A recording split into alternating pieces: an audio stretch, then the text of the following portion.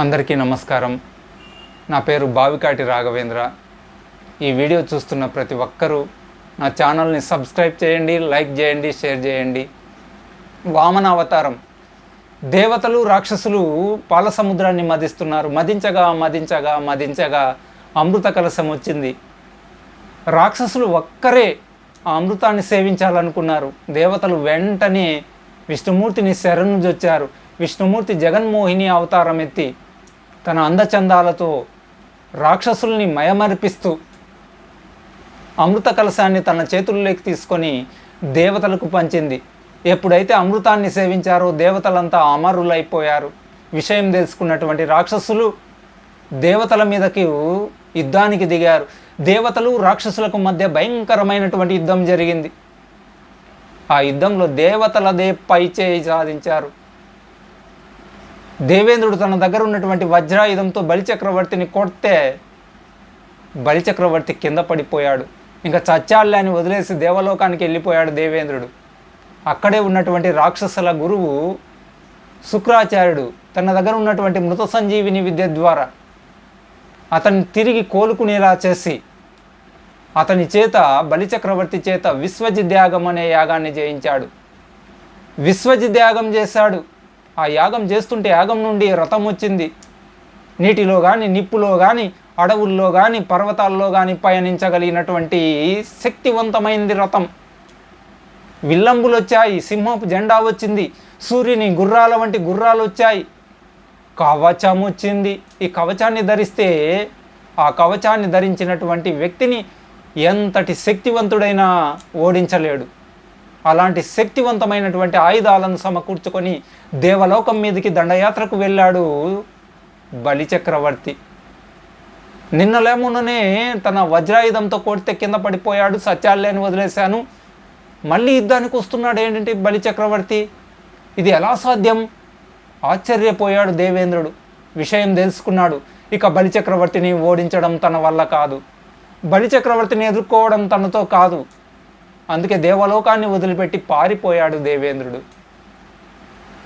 దేవలోకాన్ని తన ఆధీనంలోకి తీసుకున్నాడు, భూలోకాన్ని తన ఆధీనంలోకి తీసుకున్నాడు, పాతాళ లోకాన్ని తన ఆధీనంలోకి తీసుకున్నాడు.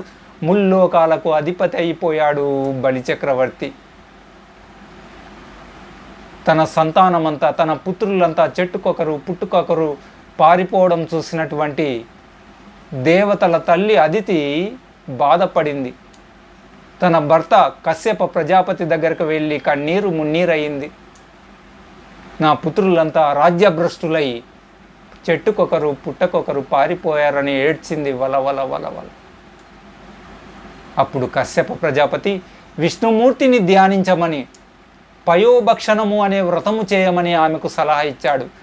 ఆ సలహా మేరకు ఆమె 1 ఏడాది పాటు పయోభక్షణము అనే వ్రతాన్ని చేసింది.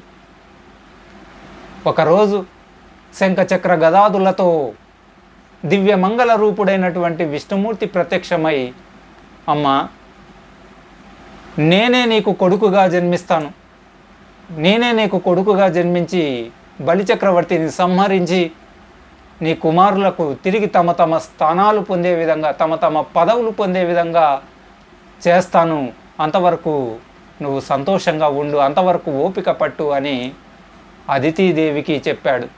అదితి చాలా సంతోషించింది. కొన్నాళ్ళకు అదితి గర్భవతి అయింది. 12 నెలల తర్వాత 12 నెలలో ఆమె ప్రసవించింది. శంఖచక్ర గదాదులతో దివ్య తేజస్సుతో దివ్యమంగళ స్వరూపుడైనటువంటి విష్ణుమూర్తి జన్మనిచ్చాడు. కశ్యప ప్రజాపతి అదితి చాలా సంతోషించారు. తన దివ్య మంగళ రూపాన్ని చాలించి వామన రూపాన్ని, వామనావతారాన్ని ఎత్తాడు విష్ణుమూర్తి. 3 అడుగులు, 3 అడుగుల బుజ్జి పాపాయిగా మారిపోయాడు. రోజు రోజుకు పెరిగి పెద్దవాడయ్యాడు. ఒక వయసు రాగానే కశ్యప ప్రజాపతి ఉపనయనం చేశాడు. ఉపనయనమైనటువంటి వామనుడు బలిచక్రవర్తి యాగం చేస్తున్నాడు అన్నటువంటి విషయం తెలుసుకొని బలిచక్రవర్తి యాగశాలకు వెళ్ళాడు. బలిచక్రవర్తి యాగం చేసేటప్పుడు ఎవ్వరు ఏమడిగినా లేదనకుండా ఇస్తాడు. తన ప్రాణం ఇమ్మన్నే ఇస్తాడు. అంతటి దానకర్ణుడు బలిచక్రవర్తి. ఆ యాగశాలకు పోగానే అక్కడ వస్తున్నటువంటి ఆ వామనుడిని చూశాడు. ఆ వామనుడిని చూసి బలిచక్రవర్తి ఎదురుపోయి స్వాగతం పలికి పిలుచుకొని వచ్చి సింహాసనం మీద కూర్చోబెట్టి అతని పాదాలను కడిగి, ఆ పాదాలు కడిగినటువంటి జలాన్ని తల మీద చల్లుకొని, అయ్యా బ్రాహ్మణోత్తమ, నువ్వు రావడం వల్ల నా జన్మ ధన్యమైంది, నా వంశం జన్మ ధన్యమైంది, నా కులం ధన్యమైంది, నా రాజ్యం ధన్యమైంది. ఇంతకీ నీ పేరేమి, నువ్వెక్కడి వాడవు, ఎక్కడి నుండి వచ్చావు, నీకు ఏం కావాలో అడుగు అన్నాడు. అప్పుడు వామనుడు, రాజా, నాకు 3 అడుగుల నేలను దానం ఇవ్వు అని అడిగాడు. బలిచక్రవర్తికి కోపం వచ్చింది. నేనెవరిని? సమస్త సామ్రాజ్యానికి చక్రవర్తిని. సమస్త సామ్రాజ్యానికి చక్రవర్తినైన నన్ను, ముల్లోకాలకు అధిపతి అయినటువంటి నన్ను 3 అడుగుల నేల అడగడం ఏంది? అడుగు. కాంచనమో కన్యలో నికేతనంబులో గ్రామంబులో అడుగు, బంగారం అడుగు. ఎన్ని టన్నులు కావాలి నీకు బంగారం? బంగారం అడుగు. కన్యలను అడుగు, వేల గుర్రాలను అడుగు, ఏనుగులను అడుగు, మడులు అడుగు, మాన్యాలు అడుగు, వజ్ర వైడూర్యాలను అడుగు, లేక నా సమస్త సామ్రాజ్యంలో సగభాగం అడుగు. ఇవ్వడకుండా 3 అడుగుల నేల అడగడం ఏంటి? కోపగించుకున్నాడు. అప్పుడు వామనుడు చిరునవ్వు నవ్వి, రాజా, నేనెవరిని? బ్రహ్మచారిని. బ్రహ్మచారికి ఏం కావాలి? ఒక కమండలం కావాలి, ఒక యోగదండం కావాలి, ఒక జంధ్యం కావాలి. నీ కన్యలను ఏం చేసుకుంటా, నీ గుర్రాలను ఏం చేసుకుంటా, నీ బంగారాన్ని, నీ వజ్ర వైడూర్యాలను నేనేం చేసుకుంటాను?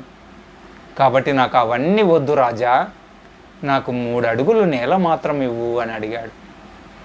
అనగానే అప్పుడు బలిచక్రవర్తి, సరే బ్రాహ్మణోత్తమ, నువ్వు కోరుకున్నట్లే 3 అడుగుల నేలను నేను దానంగా ఇస్తాను అన్నాడు. అనగానే ఆ మాటలు విన్నటువంటి వారి గురువు శుక్రాచార్యుడు అప్పుడు బలిచక్రవర్తితో ఈ విధంగా అన్నాడు.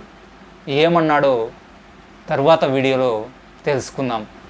నమస్కారం.